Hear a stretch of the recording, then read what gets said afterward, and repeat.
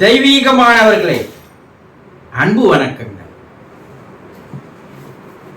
என்னிடம் பல பேர் நான் செல்லும் இடமெல்லாம்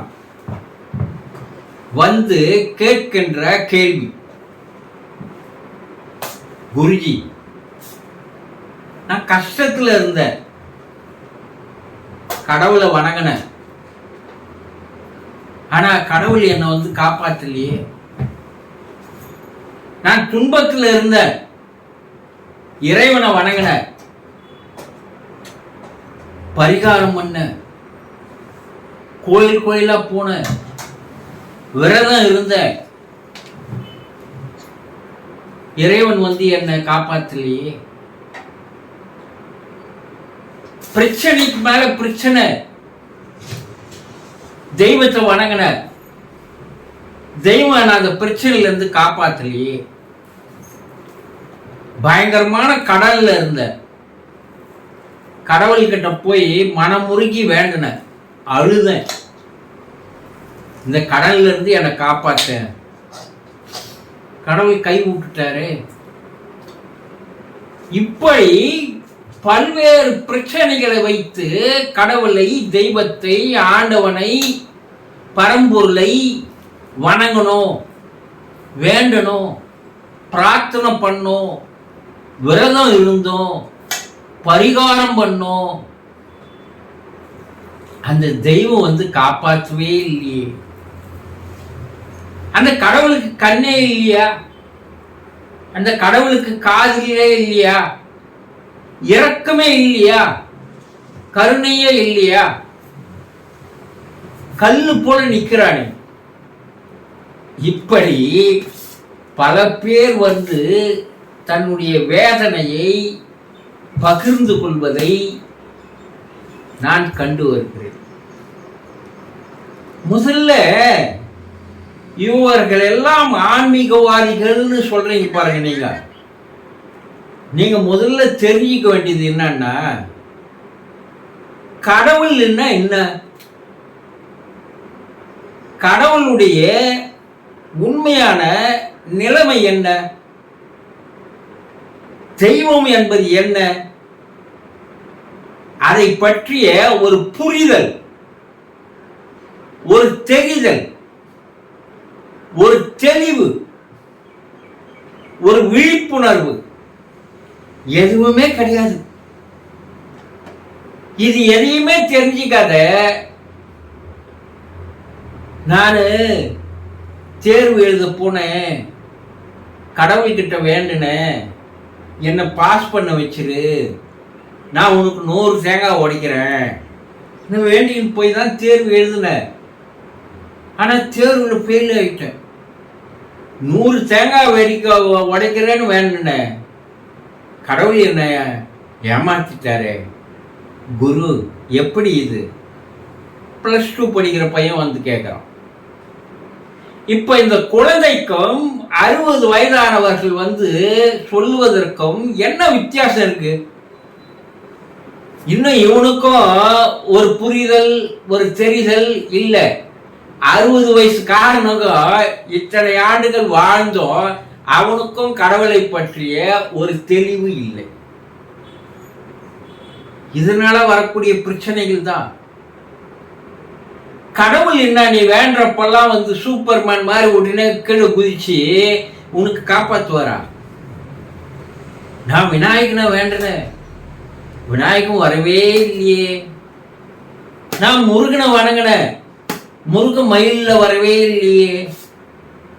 நான் ஈஸ்வரனை, சிவனை வேண்டினேன், அவன் எருதுல வரவே இல்லையே. கடல்ல போய் பெருமாளை வேண்டினேன், அவங்ககிட்ட தான் கோடிக்கணக்கில் பணம் இருக்குது, கொஞ்சம் தான் எனக்கு கொடுக்கூடாதா? எவ்வளவு ஒரு மடத்தனமான, அறிவியலித்தனமான ஒரு பேதமை குணத்தோடு நம்ம வாழ்ந்து வருகிறோம். கொஞ்சம் யோசனை பண்ணீங்களா? ஏதாவது உருவத்தோடு வருமா? ஏதோ உருவங்கள் செய்து வைத்தது சில காரியங்களுக்காக. இதையெல்லாம் தெளிவா தெரிஞ்சிக்காத.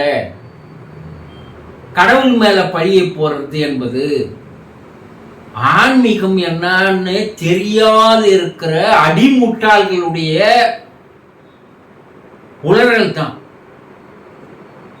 அப்போ முதலில் நீங்கள் கஷ்டப்படுவதற்கு, துன்பப்படுவதற்கு, வேதனைப்படுவதற்கு, பிரச்சனையில் மாட்டிக்கொள்வதற்கு, வறுமையில் இருப்பதற்கு, கடனாளியாக மாறிக்கொள்வதற்கு இதுக்கெல்லாம் யார் காரணம்?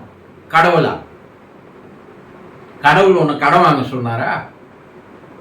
நீ கடன் வாங்குற வரைக்கும் வாங்குப்பா, கிரெடிட் கார்டு மாதிரி, நான் அப்புறம் உனக்கு அக்கௌண்ட்ல போடுறேன் சொன்னாரா? நீ கடன் வாங்கியது உன்னுடைய அறியாமை, உன்னுடைய விழிப்புணர்வு, உன்னுடைய அறிவு வேலை செய்யாத.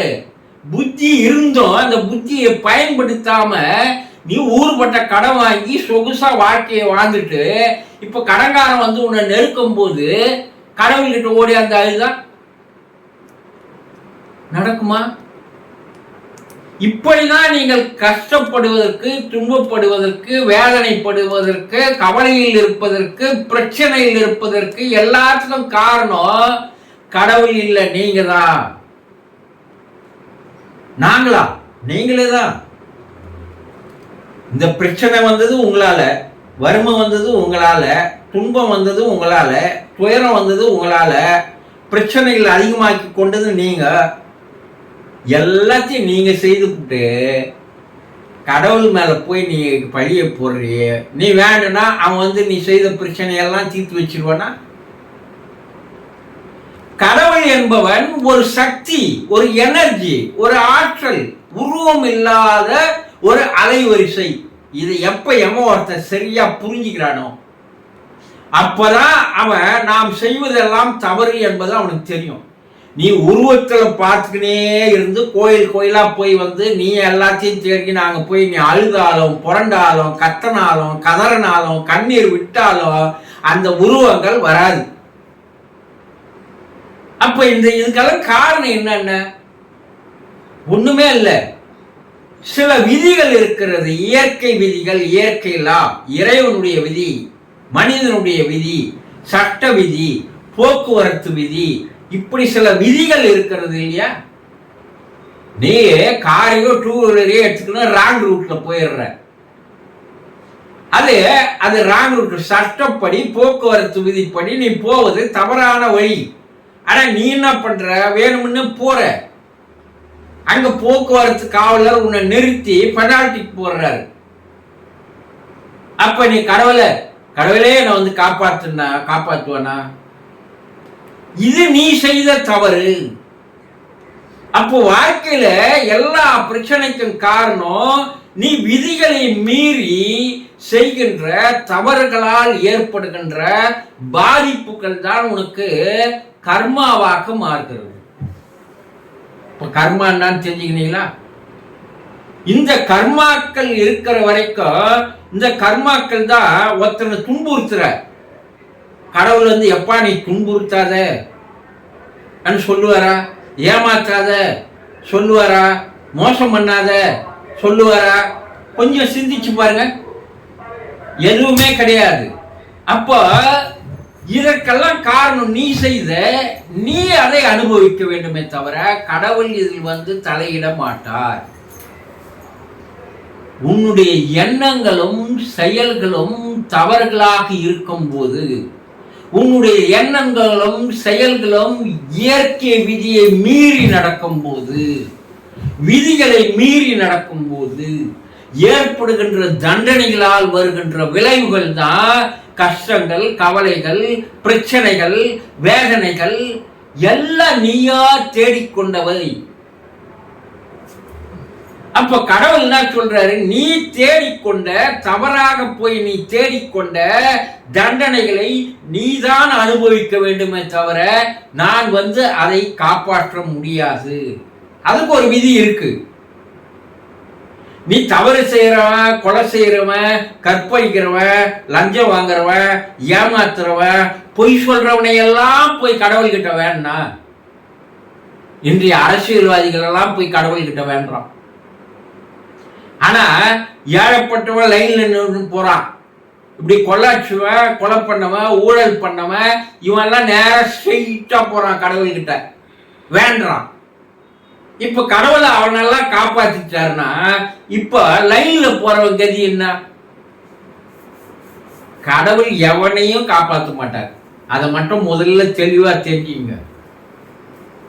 அவன் செய்த செயற்கேற்ற விளைவுகள் தான். அப்ப அவன்லாம் நல்லா இருக்கிறானே கேட்கலாம். ஆனா நீ சிறிய தவறு செய்து சிறிய கஷ்டத்தை அனுபவிக்கிறாய். அவன் பெரிய தவறு செய்திருக்கிறான். பெரிய தவறுகளை அவன் அனுபவிப்பான். அரசன் அன்றே கொள்வான். தெய்வ விதி நின்று கொள்ளும். அப்ப இறைவன் இதற்கு ஒரு வழியை உங்களுக்கு கொடுத்து இருக்கிறான். என்ன? அறிவு, புத்தி என்ற ஒன்றை தந்திருக்கிறான். எது நல்லது கெட்டது என பகுத்து பார்க்கின்ற பகுத்தறிவை உனக்கு தந்திருக்கிறான். விலங்கினங்களுக்கு இல்ல, மனிதனுக்கு தந்திருக்கிறான். அப்ப அதை நீ ஒரு விழிப்புணர்வோடு சரியாக நீ செயல்படுத்தி வந்தால் இந்த பிரச்சனைகள் எல்லாம் உனக்கு வருவதற்கு வாய்ப்புகள் இல்லை. நீ மனம் போன பூக்கெல்லாம் போய் நீ செய்யற எல்லா எண்ணங்களும் தவறான எண்ணங்கள், தவறான செயல்கள்.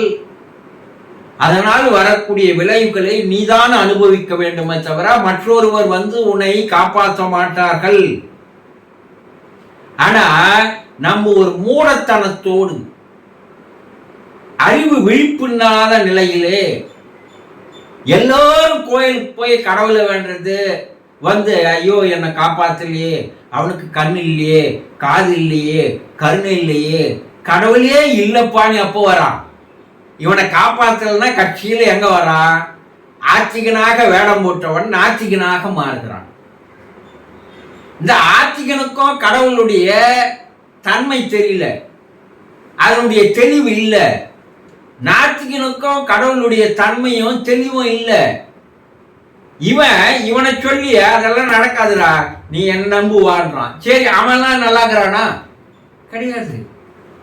இருவருமே மனிதர்கள் இறை நிலையை, இறை தன்மையை, இறைவனுடைய ஆற்றலை, சக்தியை, அது ஒரு கண்ணுக்கு தெரியாத ஒரு ஃப்ரீக்குவென்சியாக, ஒரு அலைவரிசையாக, அரூபமாக உலகெங்கும் இருந்து கொண்டிருக்கிறது. உங்களுக்குள்ளேயும் இருக்கிறது.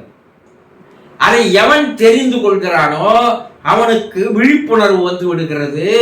அப்போ நாம் நம்மை எப்படி மேம்படுத்தி கொண்டு அந்த இறைநிலையோடு போய் கலக்க வேண்டும் என்ற எண்ணம் தான் இருக்குமே தவிர இப்படி புலம்பிக் கொண்டு இருக்க மாட்டார்கள்.